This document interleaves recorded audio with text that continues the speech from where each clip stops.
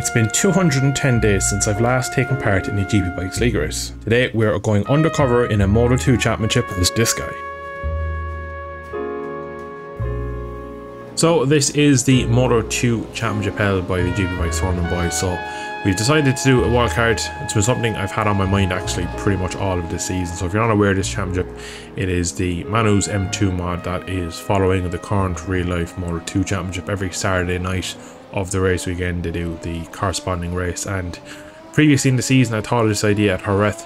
With the Jerez week and weekend I was just really busy personally and didn't have time, and it didn't come about. So I shot a message over to Mark, the host of these championship, asking basically could I sign up as an undercover rider and could I pretend to be someone else and see how it goes, and he said no problem, he'd be happy to have me. So we managed to get ourselves a little wildcard entry.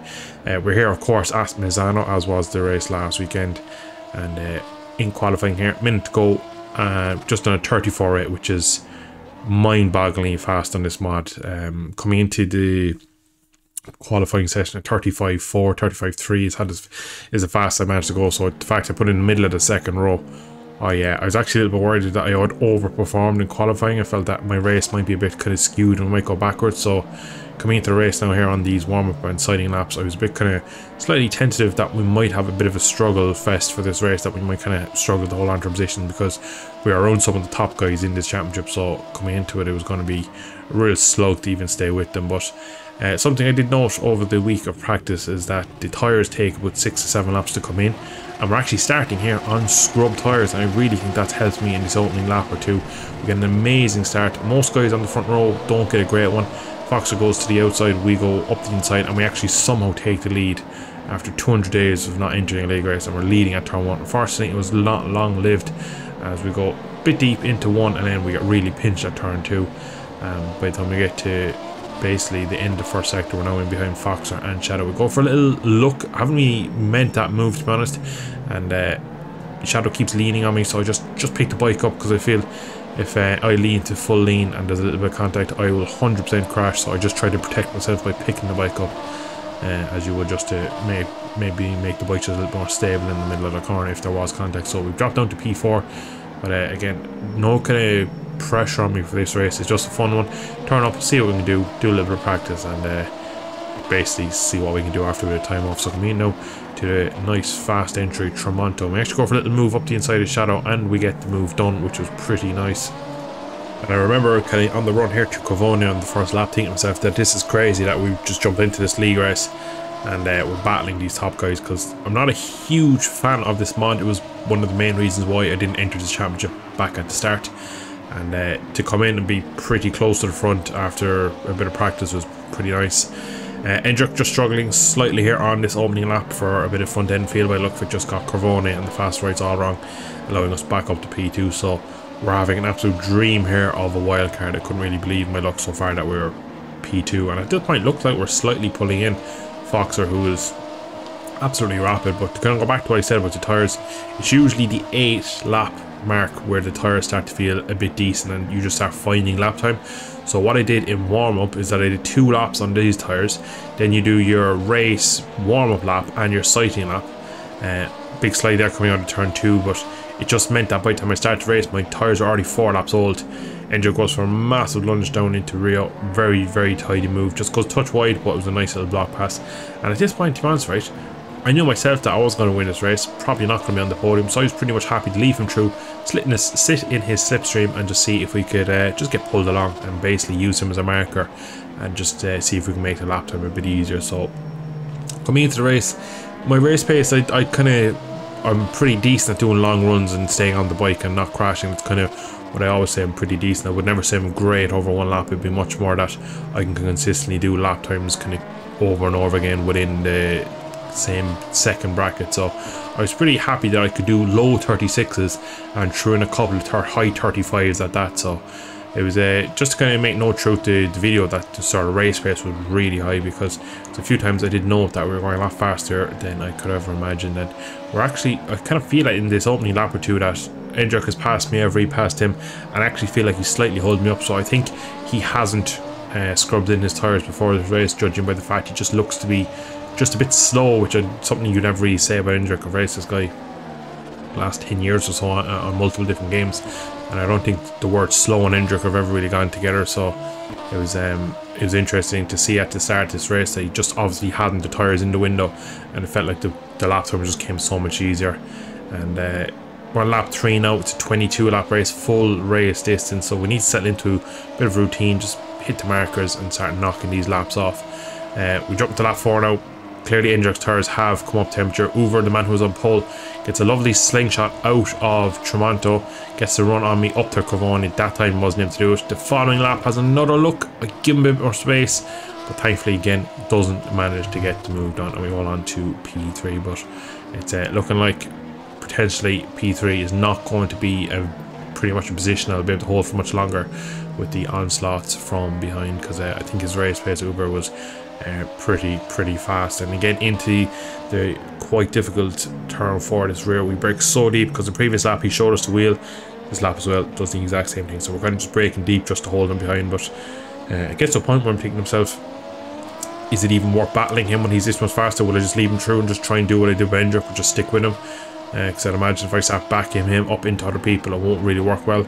Goes for down into turn 8, which is Kurcha, and he just goes a touch wide, so we release the brake, we pick the bike up, and we get to move on. So I think just a bit of impatience from over here at the moment, and we're on to lap 7 now, so laps are ticking out pretty fast in this one. I was thinking throughout the week 22, 24 laps, whatever it may be, might be a long race around here, but when you get into it and you kind of just have focusing on just trying to hit your markers and everything that's going on around you, battling the guys at the front, getting through the few people and stuff like that, it wasn't long before we had done like 5-6 laps, and it just felt like they went by in a flash really. And Uber again, same move into turn 8, and he has got it done this time. And again, I really had no kind of qualms of battling him, because I knew myself that his pace was so much faster. He had like 0.8 on me in qualifying, and my qualifying lap time was like a fluke of how fast I went, so I knew myself that the top guys in this class have been racing in this championship kind of throughout all season. So yeah, I really wasn't too worried. You can see our lap times, they're low, 35.3 on the previous laps. We're absolutely flying along, and we've actually caught our first back marker. So what we're about to see is unfortunate, but at the time basically I did not know that this championship doesn't really have any blue flags. So he's had 2 looks at me, knows I'm ahead of him, he knows I'm the rider in front now. So I fly through here expecting him to maybe just pick the bike and roll off. Stays on the racing line, so I'm thinking, right, he's not going to leave me through. I'm going to go a little wide here, cut back and go for a little move into the very difficult Caro, but unfortunately just couldn't do it. I changed my line up, the front did not like it, and that's just the issue with this mod. It just does weird things to me. I'm not fully, I wouldn't never say I'm comfortable on this mod. So unfortunately our first crash of the race came by just trying to like go around a back marker, which was really annoying. Catch the guy again, he goes off track, kind of rejoins it looking, and then kind of just stops, and I've lost seconds now to Alpha Claw, which was really frustrating this point, because after getting passed by Uber for P3, I was heading to P4 and I had a couple of seconds over Alpha Claw. I was really unhappy at this point, so I said let's just attack again. We go straight back at Alpha Claw until I crash into turn 8, and I really just stop it on the apex there. You can see I just really block off Alpha so he doesn't have the cutback.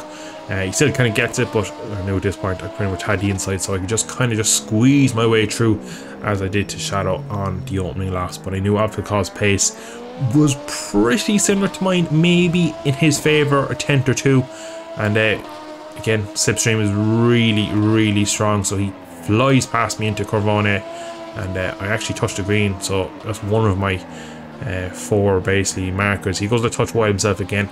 Battling through Corvone in this part of the track is really dangerous, and we make a first big mistake, probably the only mistake really of the race.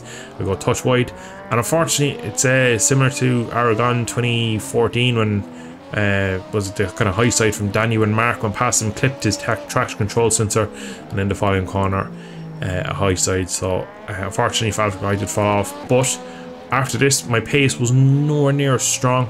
We had a couple more back markers. Thankfully that guy, I think it was Blitz was his name, was really good. Just got straight off line, hand up, kind of know exactly what you're doing. That was Mark, the league host there as well, just leaving us through as well. So it seemed like some back markers and lappers were very obedient, got off the line, stayed out of the way, but unfortunately I'm not sure who the other guys was, but he just had no interest in getting out of the way. And then the way I look at it is still after a couple of days is that like he kind of made it difficult for me to go through here and try to go around him. What I really should have done, thinking back, was a bit more patient, but again, just kind of just the race nerves and a bit of rust really had kicked in, because I really was so much faster than him that I should just wait, and I probably would have breezed past instead of trying to change my line and line something up into Caro. So it was a bit unfortunate, but here we are now on the final lap, final corner, out of the last corner. It says we're P5. Apparently we have a penalty from somewhere in this race, I'm not too sure. And we have actually, sorry, one more lap to go, sorry, because the leaders are so far ahead. So Alpha Claw has gotten right back with us, and even Gonzalo Molina, who's pretty fast. I think he had a bad start to the race because he was ahead of me in qualifying, is flying back. So it looks like at the moment we're going to finish P6, but like I was saying, basically got a penalty for something. The way the league is being set up, there's some weird gates being used so that lap times can get cancelled if there's track limits, but in the race it seems to hand out penalties and even disqualifications in some cases. So that was a bit unfortunate that a couple of people got disqualified, but I'm not too sure where I got my penalty, because as far as I know I didn't touch the green 5 times, but also the game doesn't actually have anything to monitor how many times you do it. It'll just take away your lap if you do go on the green.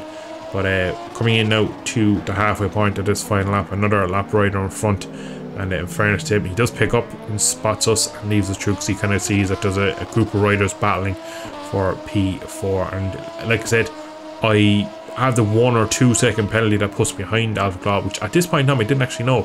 I was more focused on just bringing this bike home, because he towards the end of the race was quite a bit quicker than me. It was a green flag. I believe that's Molina who's after flying off in the background, because I know for a fact Alpha Claw is still there. But we get to the end of the race here in a second, and Molina is a million miles behind, so he must have had an off there in the last sector or somewhere.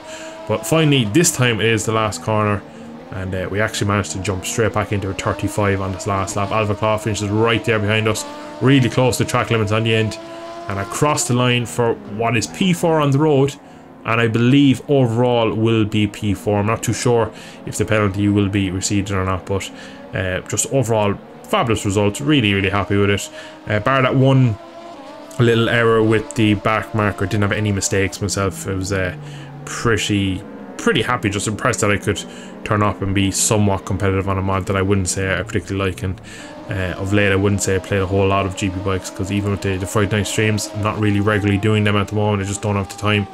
So it was really nice to show that I could come in with 3 or 4 days of practice and be able to kind of go back down to some sort of decent level. So it was a pretty fun one. Again, just a massive thank you to Mark for letting me kind of creep in the back door and for not saying anything about me. And it was fun to race you guys again. So it was a good race all around. Foxer wins. N-Jerk, I think, was, see again, the top guys as well. I'm not too sure if their lap times or their race positions are glitched as well, because I'm fairly sure some other people had penalties as well. So I'm not even sure who comes out on top, because at the point of recording this, the final results aren't out. But because I'm not really too concerned about the results, I'm just putting the video out anyway, because I just want to get it out. Because I think a few people are starting to question who this Donatello guy is who just rocked up and made a bit of noise in his first race. But anyway guys, we're going to end it there.